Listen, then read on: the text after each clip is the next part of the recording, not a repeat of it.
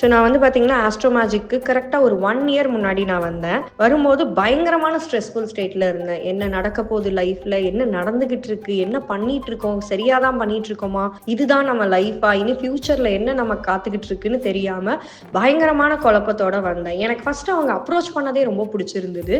ரொம்ப கிளாரிட்டியா எல்லாமே நம்ம கிட்ட டீட்டெயில்ஸ் எல்லாம் வாங்கி, நம்ம வரதுக்கு முன்னாடியே எல்லாமே வந்து நம்ம சார்ட்லேருந்து ப்ரிப்பேர் பண்ணி வச்சதே பயங்கர ப்ரொஃபஷனலா எனக்கு ஃபீல் ஆச்சு. ஸோ அதுக்கப்புறம் நான் போனதுக்கு அப்புறம் ஒரு 45 மினிட்ஸ் ரொம்ப அவங்க டைம் ஸ்பெண்ட் பண்ணி இது வரைக்கும் நீங்க நான் வாயே திறக்கல. அங்க போய் உட்கார்ந்ததுல இருந்து அவங்க வந்து என்னென்ன நடந்துச்சு, என்ன நடக்க போகுது அப்படிங்கும் போது எனக்கு ரொம்ப அதிர்ச்சியா இருந்தது. என்னங்க சொல்றீங்க இப்படியா அப்படின்ட்டு வந்துட்டு அவங்கள பார்க்கும்போது எனக்கு ஒரு பில்டான ஒரு ட்ரஸ்ட் தான் என்னவோன்னு எனக்கு தெரியல, எப்படி சொல்லணும்னு தெரியல.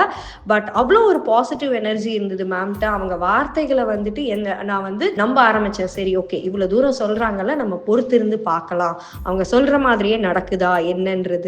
ஸோ நான் பொறுத்திருந்து பார்த்த மாதிரியே ஒரு இன்சிடென்ட்டும் அவங்க சொன்ன மாதிரியே அழகா நடந்துச்சு. அண்ட் அது நடக்க நடக்க எனக்குள்ள வந்துட்டு ஒரு பெரிய மாற்றம், பாசிட்டிவிட்டி, என் வாழ்க்கை எப்படி இருக்கணும்னு நான் எதிர்பார்த்தனோ, எந்த வாழ்க்கைக்கு நான் ஆசைப்பட்டனோ அது உங்களுக்காக வெயிட் பண்ணுது, நீங்க பொறுமையா இருங்கன்னாங்க.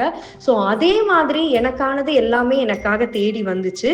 ஸோ அதுக்கு முழுக்க முழுக்க காரணம் கனிமொழி மேம் தான். அவங்களோட readings are very accurate and I will be always thankful to her. ஏன்னா லைஃப் இந்த அளவுக்கு மாறி இருக்கிறதுக்கு மெயினான ரீசன் அவங்க கொடுத்த நம்பிக்கை, அவங்க வார்த்தைகள் எல்லாமே.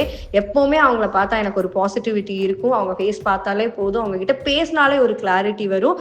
அது மேமுக்கான தனித்துவம் தான். எல்லாத்தையும் விட இனி லைஃப்ல நான் என்ன பண்றதா இருந்தாலும் மேமோட சஜஷன், மேமோட ஒப்பீனியன் இல்லாம நான் எதுவுமே பண்ணக்கூடாதுன்னு முடிவு பண்ணிட்டேன். ஏன்னா அந்த அளவுக்கு she had become a part of me and she always sees me as a sister and I hope she'll keep doing the same.